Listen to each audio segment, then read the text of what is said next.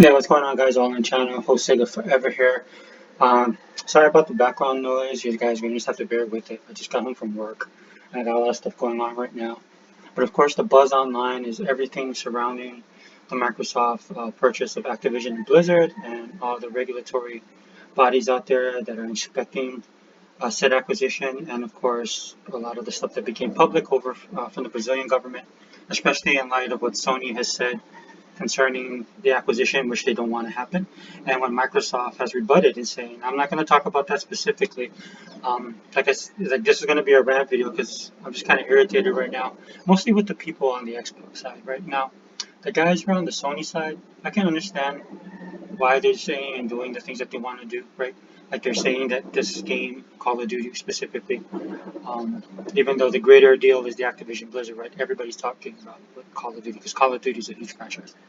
And a lot of the PlayStation guys, for all their talk about AAA titles being the best and that what sells consoles, we all know, right? If you're Xbox all in, like myself, right? If you follow the same people I follow on social media, we all know that was a lie. We've known that for years, right? Call of Duty is one of their biggest sellers. That's why Sony put so much time, energy, and money into making sure that Call of Duty was played on their console of choice, and they did it by, of course, getting exclusive rights and all that kind of stuff, right? And fair play. I'm really not gonna hate on Sony for the things that they do.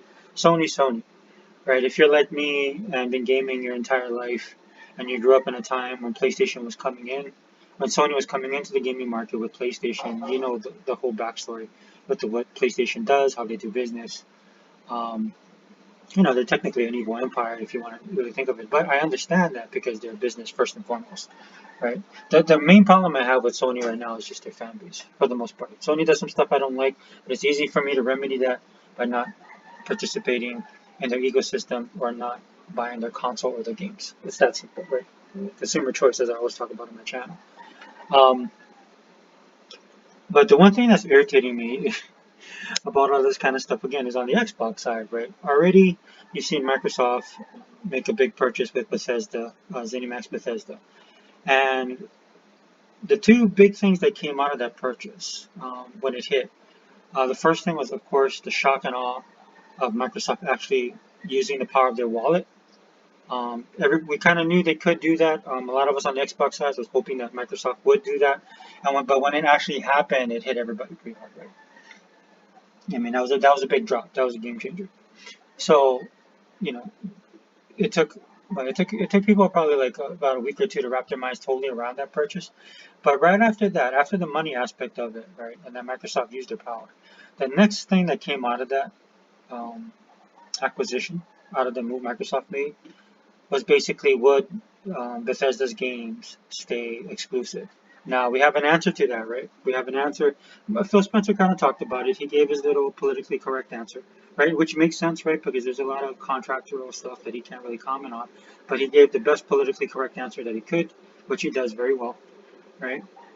And then you fast forward after the announcement to the actual acquisition, to even as much as this year, building up to E3, it became obvious that a lot of Bethesda's games are going to be exclusive because you spend that much amount of money, right? You got this little service called Game Pass on the Microsoft side that they're trying to build up because don't get it twisted, man. This is what it's all about, right? Microsoft, yeah, they got the good guy role. They're doing all this kind of stuff, but they want Game Pass to be successful, and they're taking the steps to make Game Pass successful.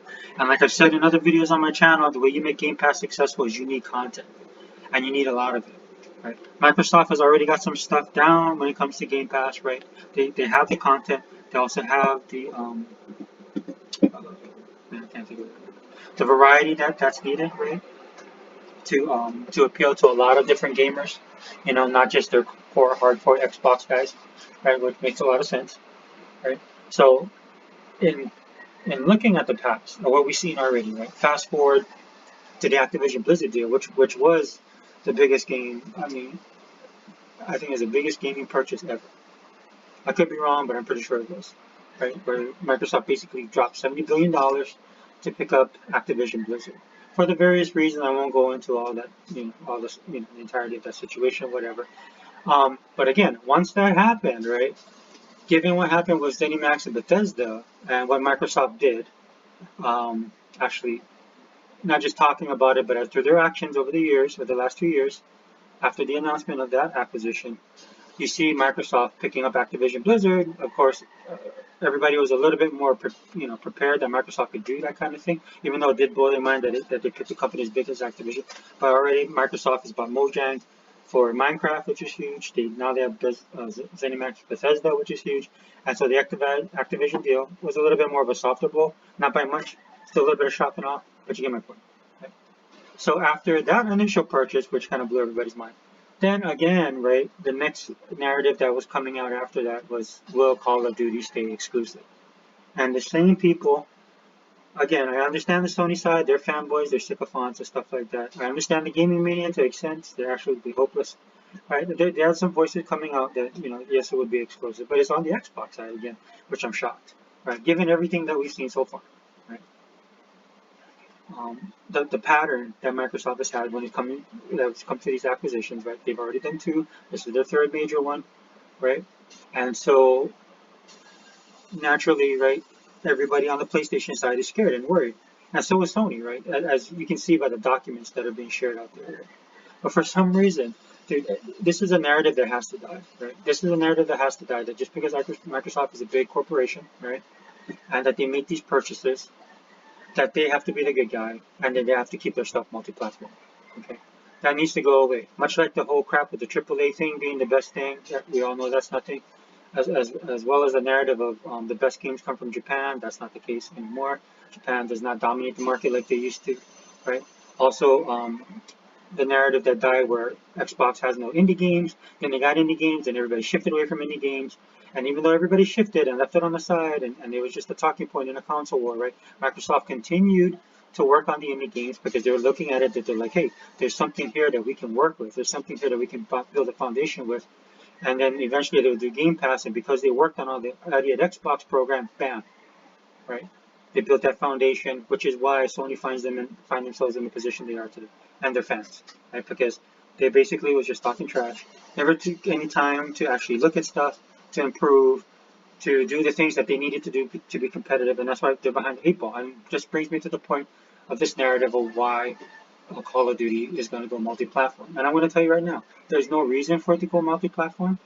I will strongly say, I don't care what people say. This is a console war thing. I'm just an Xbox.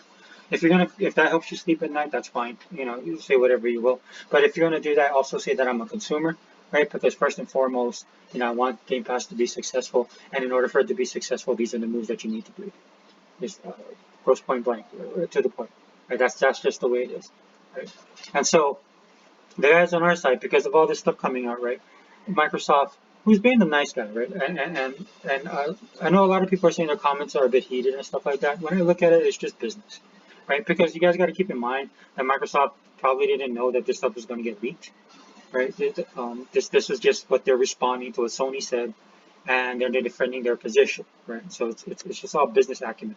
Right, so, but the Brazilian government leaked everything. That's how we're involved in all of this kind of stuff. So, granted, it's not the Microsoft that we see at the forefront and stuff like that. I don't think that's the Microsoft that actually is. And I don't want to get off on a tangent. I've talked about that at nauseam on my channel about the type of company Microsoft is.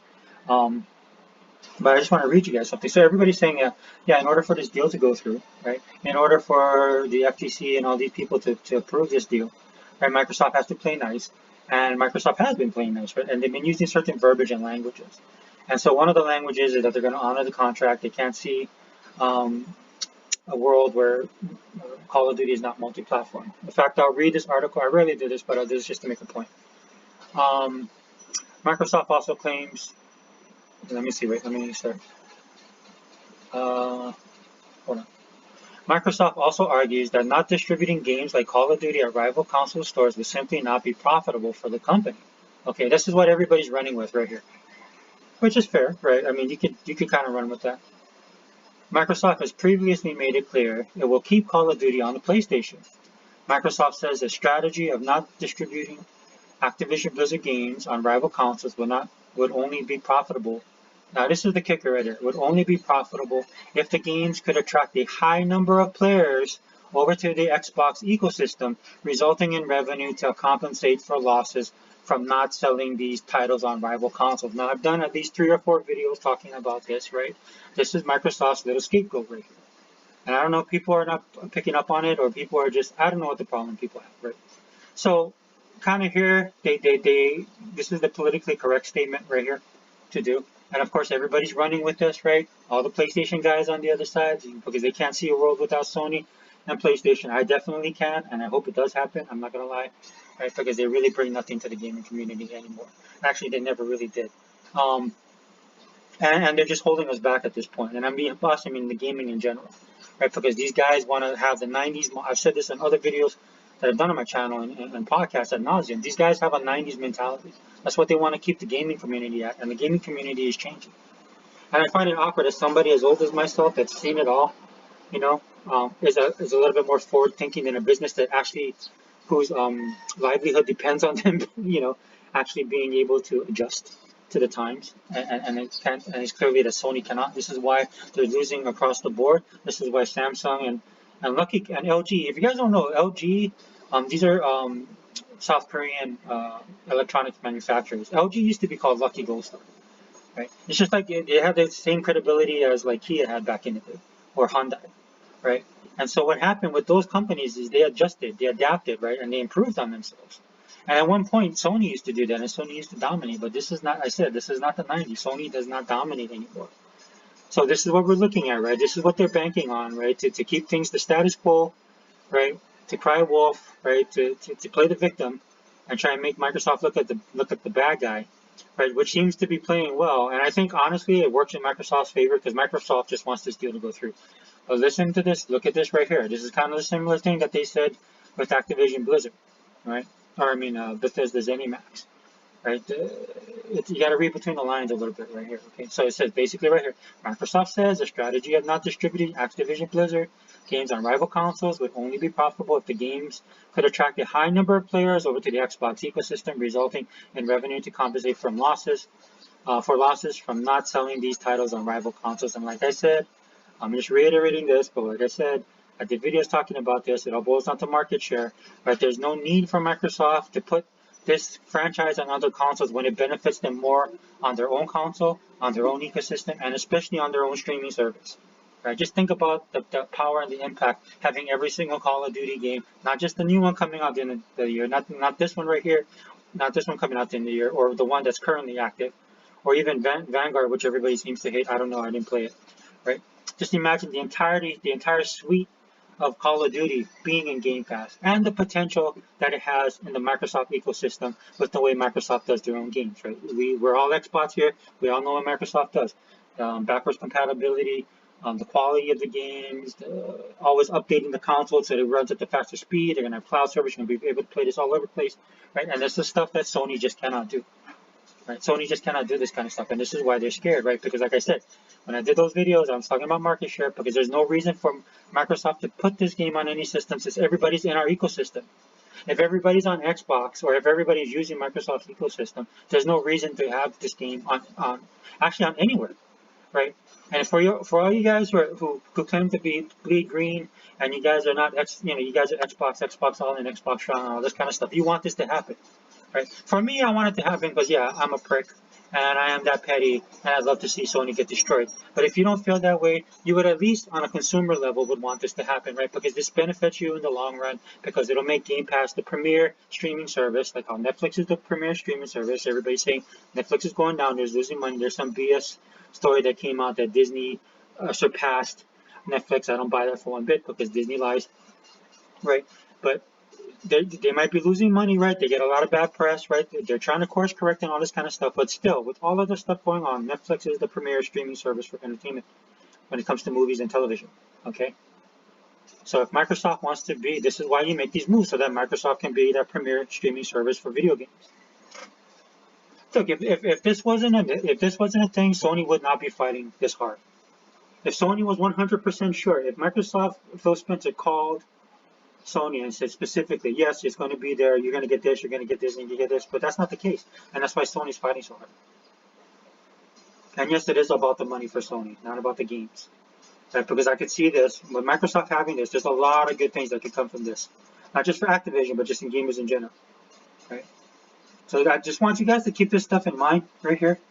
Right? Because it's so easy for guys on the Xbox side, man, these dudes are like, I don't know, man. The Jedi mind trick just is you know, these guys are weak when it comes to the Force. I guess I have no idea. But it's so easy for them for these guys to get sidetracked. And one of the reasons why is because a lot of them are not Xbox guys. They're not Xbox all. I'm just being honest, right? Right. So some of them it's all about clicks, and others they have to cover their bases, right? Because they work for a multi-console type outfit. You know what I mean? They report on this kind of stuff, so they don't want to put themselves out there. I'll put myself out there. You know, because I'm an Xbox guy, right? And so just keep this stuff in mind, dude. This is Microsoft right here saying, which I believe that's what they're building up to. Which is I believe this is what they're building up to, and that's why they're giving themselves that wiggle room. Okay. So anyway, this video ran really long. Hopefully it uploads, man, because the last one I did didn't upload. But let me know what you guys think down below. And look, I'm pretty sure I'm not telling you guys for the most part. Most of the stuff I talked about today, I'm pretty sure I'm not telling you for the most part, you guys that things you don't know, right? If you guys follow the medium as well as me and the rest of that we all follow. Okay, so but if you didn't know, just keep this in mind. Just highlight, write this down. Right, this is to me what Microsoft is actually saying. Right, once the acquisition goes through, everybody converts over. As Michael Pachter said, 100 million. You know, and I talked about that on a video like a year ago. I tipped to my boy. He bought the world's most powerful gamer. He joined me on the series of videos I did on my channel where we talked about this ad nauseum and we talked about this in detail. Okay. And basically, I said if they can get up to 15 million, that'd be awesome. If they get 100 million, they're bulletproof, right? It's like Sony said, they're the leading streaming service. Yeah, they're the leading streaming service because they're the only ones that put the time, attention, the blood, sweat, tears, and the money into doing it. What I want them to be is the premier streaming service, to be untouchable. Right? And to do that, they got to hit 100 million. And by putting Call of Duty and all the other acquisitions, man, Katie bar the door, dude. If Microsoft, it's good to see them kind of stand up for themselves, right? Like I said, I think it was more of a business thing. But if this is the mindset, I tell them go all in, man. Don't hold back. Do 24/7 purchasing, right? Sega next, EA next. Sega because of the library that they have, Japanese connection, right? EA is important because EA has the premier sports franchises, right? Especially with Madden. I don't play Madden. I don't really care for Madden, but there's a bunch of people that do. And if you look at the roadmap that Microsoft is going when it comes to Game Pass and just their games in general, right? They're trying to get for all the stuff we talk about subscriptions, which are important. The numbers are important, but Microsoft is smart. They probably looked at what happened with Netflix. Netflix has a lot of subscribers, but how's the engagement? I'll throw myself under the bus. Look at my channel. My channel has 700 subscribers. I think maybe I get 20, 30 views. I think my last two videos probably have like 70. It's somewhere up there, but I don't get a lot of views, right? Because not everybody who's subscribed to me engages in my channel, which is fine because the reason why everybody came out was I was talking more about 4K, not this stuff. And my content's dropped off, right? That is perfectly understandable, right? So where Netflix fell apart was they were affordable option, right? They were a secondary option, a secondary affordable option. And what happened is they started raising the price, but the content didn't match the pricing for most people. And then we went through this recession, we went through the pandemic, now we're in a recession, and people are counting their pennies, and that's why Netflix finds themselves between a rock and a hard place. But even with all that stuff going on with Netflix, right, they are still this premier streaming service. And that's what I mean by bulletproof. They still have like 200, 330,000, or how much, is it million? 230 million subscribers. They have a lot, right? So if Microsoft if Game Pass can even come close to 100 million, right? Then they're in the driver's seat. Then they can push the industry forward where it needs to go because people like Sony are holding it back. All right, so all in channel. Mr. Sega Forever, we out.